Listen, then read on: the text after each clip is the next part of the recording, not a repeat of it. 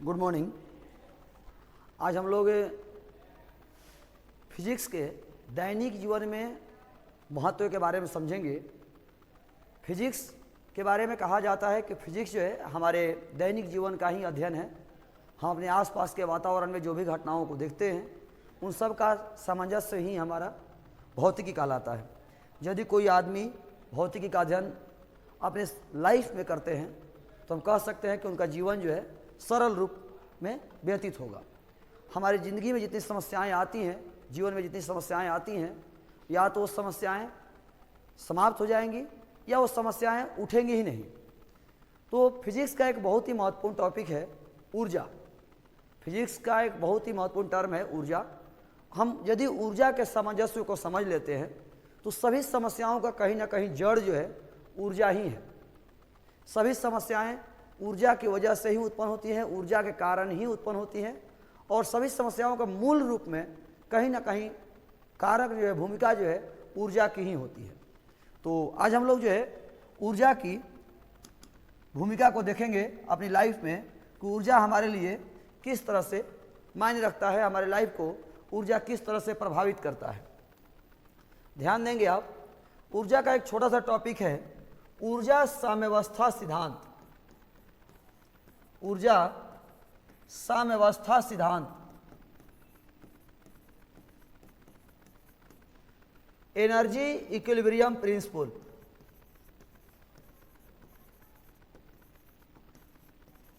Energy equilibrium principal, यह सिद्धांत बहुत ही इंटरेस्टिंग है। यह सिद्धांत कहता है कि यदि किसी सिस्टम के पास, यदि किसी व्यक्ति के पास ऊर्जा अधिक है तो वह असंतुलित होगा, अनियंत्रित होगा, और यदि किसी व्यक्ति के पास ऊर्जा कम है तो वह नियंत्रित होगा, शांत होगा, कंट्रोल में होगा। सीधा सीधी बात करें, जिसके पास भी यदि ऊर्जा अधिक है तो वह सिस्टम, वह व्यक्ति अनियंत्रित होगा, आउट ऑफ कंट्रोल होगा। उसके व्यवहार को देखेंगे, उसकी गतिविधि को देखेंगे तो अनियंत्रित रूप से व्यवहार प्रदर्शित करेगा। लेकिन यदि किसी व्यक्ति की ऊर्जा कम है, यदि किसी व्यक्ति की ऊर्जा कम है, कम हो रही है, तो व्यक्ति शांत हो जाएगा, वो संतुलित रूप में व्यवहार करेगा। सीधा सीधी बात करें बहादुर, जिसके पास ऊर्जा ज़्यादा है वो असंतुलित होगा, जिसके पास ऊर्जा कम है वो संतुलित होगा। ये ऊर्जा साम्यावस्था का सिद्धांत कहता है। अब हम लोग इसके प्रैक्टिकल लाइफ में एग्जाम्पल को समझने की कोशिश करें।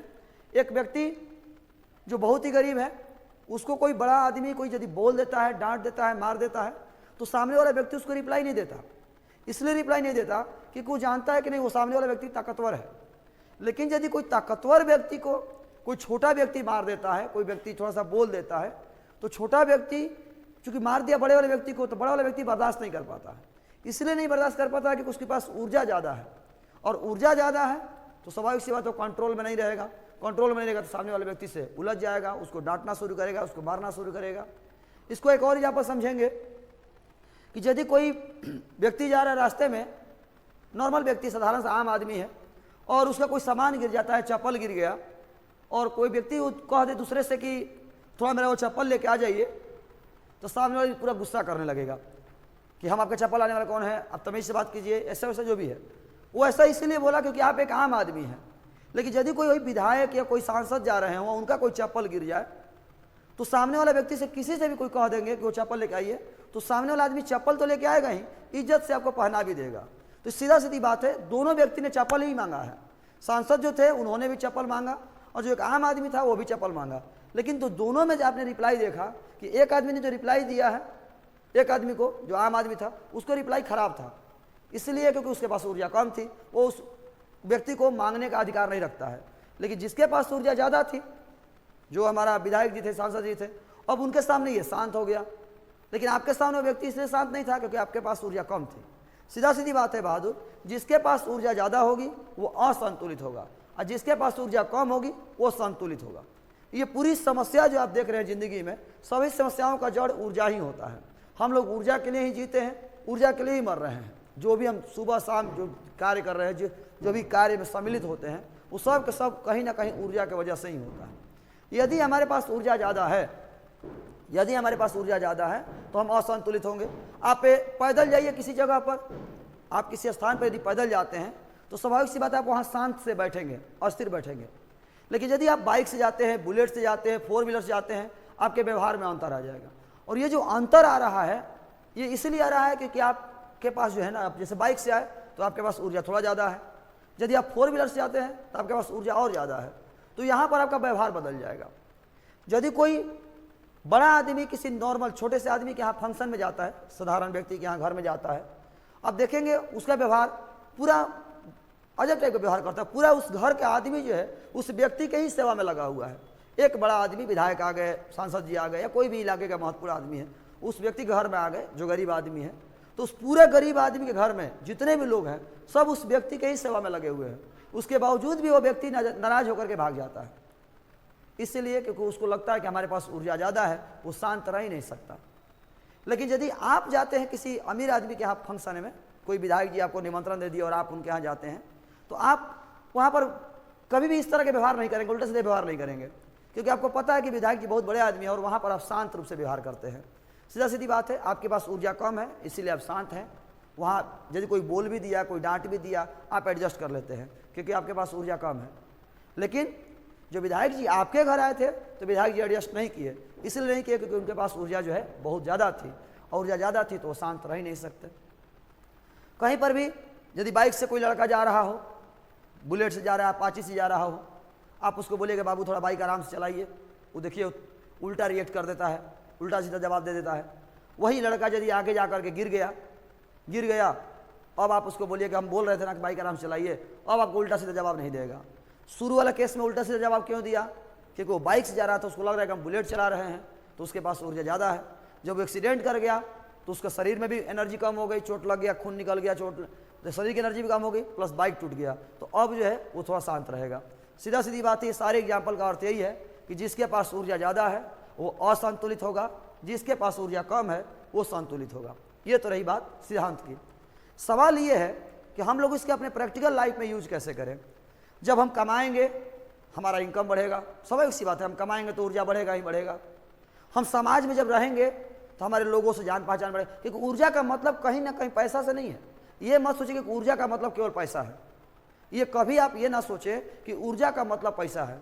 ऊर्जा का मतलब जान पहचान, ऊर्जा का मतलब पैरवी, ऊर्जा का मतलब पैसा, ऊर्जा का मतलब पदवी जो ओहदा, ऊर्जा का मतलब नॉलेज, ज्ञान, संपत्ति, सब ऊर्जा का ही रूप है। यदि किसी व्यक्ति के पास पूरा जान पहचान है, विधायक जी सांसद से पैरवी है, उसके पास ऊर्जा ज़्यादा है। यदि किसी का खानदान बहुत बड़ा है तो भी ऊर्जा बहुत ज़्यादा है। यदि किसी के पास पैसा बहुत ज़्यादा है तो भी ऊर्जा ज़्यादा है। यदि किसी के पास ज्ञान बहुत ज़्यादा है तो भी ऊर्जा ज़्यादा है। तो ये कभी मत सोचिएगा कि ऊर्जा का मतलब केवल पैसा ही होता है। ऊर्जा हर चीज़ है, पूरा सृष्टि ही ऊर्जा है।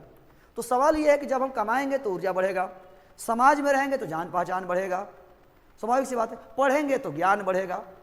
तो सर हर जगह तो ऊर्जा मेरा बढ़ ही रहा है, और जब हर जगह ऊर्जा बढ़ रहा है और आप कह रहे हैं कि ऊर्जा बढ़ेगा तो असंतुलित होंगे, आउट ऑफ कंट्रोल होंगे, तो सर तब हम इसका मतलब ऊर्जा ना बढ़ाएं। स्वाभाविक सी बात है, यदि हम ये कह रहे हैं कि ऊर्जा बढ़ेगा तो असंतुलित होंगे, असंतुलित का मतलब अनियंत्रित रहेंगे, तो ऊर्जा बढ़ेगा तो अनियंत्रित रहेंगे, और हम कमाएंगे तो ऊर्जा बढ़ेगा ही, समाज में रहेंगे तो ऊर्जा बढ़ेगा ही, पढ़ेंगे ज्ञान हासिल करते हैं तो भी ऊर्जा बढ़ेगा, तो सर हम फिर तो अनियंत्रित हो गए ना। तो इसी को समझना है बहादुर, ध्यान देंगे हम, ऊर्जा के वितरण को समझेंगे हम, ऊर्जा के वितरण को हम लोग समझेंगे। ऊर्जा वितरण किस तरह से करें, यानी अपने अंदर जो ऊर्जा आपके पास है उसको इस तरह से डिस्ट्रीब्यूट कर दीजिए कि आपके पास कभी एहसास ही ना हो कि ऊर्जा ज़्यादा है। कभी भी जब भी आपको लगे कि ऊर्जा ज़्यादा है तो आप उस ऊर्जा को डिस्ट्रीब्यूट कर दीजिए, ऊर्जा को बांट दीजिए, अपनी ऊर्जा को किसी ऐसे सिस्टम के सामने ला दीजिए जिसके सामने वो लगे कि नहीं वो छोटा हो गया।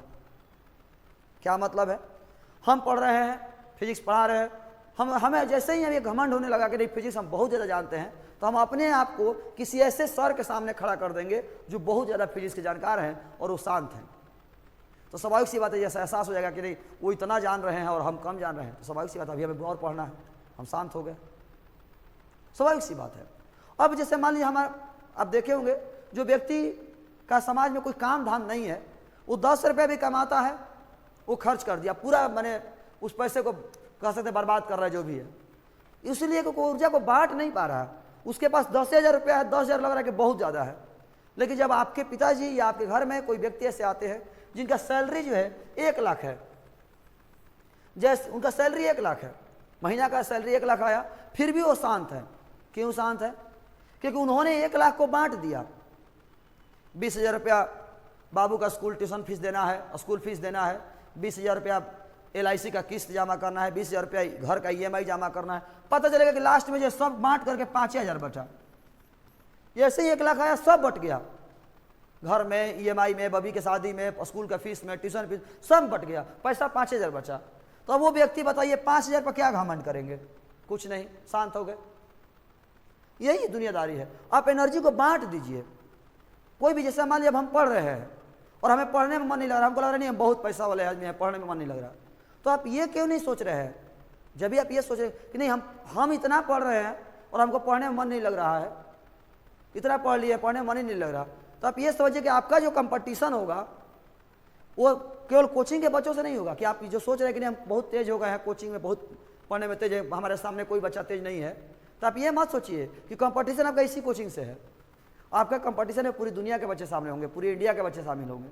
और उस कंपटीशन में जब पूरे इंडिया और पूरे वर्ल्ड के बच्चे शामिल होंगे तो स्वाभाविक सी बात है, यदि आप इतना पढ़ रहे हैं तो और भी लोग तो कितना पढ़े होंगे, तो आप उनका कंपेयर करेंगे तो आप खुद ही शांत हो जाएंगे। सीधा सीधी बात है, एनर्जी को डिस्ट्रीब्यूट करना सीखिए, आपने पीछे रीजन खोजिए कि समस्या खत्म हो जाएंगी। तो बहादुर, ऊर्जा समव्यवस्था सिद्धांत यही कहता है कि जिसके पास ऊर्जा ज़्यादा होगा वो असंतुलित होगा। कोई भी सिस्टम है, किसी के पास भी ऊर्जा बहुत ज़्यादा है वो आउट ऑफ कंट्रोल है, यदि किसी के पास ऊर्जा कम है तो शांत है। हम यदि कोई भी काम करेंगे तो ऊर्जा बढ़ेगा ही, ऊर्जा बढ़ेगा तो हम आउट ऑफ कंट्रोल हो जाएंगे, हमारे लिए वो समस्या क्रिएट करेगा। तो समस्या क्रिएट करेगा तो हम क्या करेंगे? उसको ऊर्जा को डिस्ट्रीब्यूट कर देंगे, ऊर्जा को हम बांट देंगे, टुकड़े टुकड़े में कर देंगे। हम फिजिक्स पढ़ रहे हैं, फिजिक्स बहुत ज़्यादा जानते हैं, हम ये देखेंगे केमिस्ट्री तो नहीं जानते हैं ना, केमिस्ट्री पढ़ना बाकी है। मैथ नहीं पढ़ रहे हैं, मैथ पढ़ना बाकी है, मैथ पढ़ेंगे, खुद शांत हो जाएंगे। पैसा यदि मान लीजिए हम कमा रहे हैं, मेरे पास लग रहा है कि नहीं पैसा बहुत ज़्यादा है, तो आपने केवल अपने लिए पैसा ज़्यादा किया कह रहे हैं, अपने घर के लिए आपने क्या किया, समाज के लिए आपने क्या किया, घर परिवार के लिए आपने क्या किया? कुछ तो किया नहीं आपने, अभी तो बहुत कुछ बाकी है, अभी समाज के लिए कुछ किया ही नहीं, बहुत कुछ बाकी है, अभी और कमाना बाकी है। सीधा सीधी बात है, ऊर्जा को डिस्ट्रीब्यूट कर दीजिए, समस्या खत्म हो जाएंगी। धन्यवाद।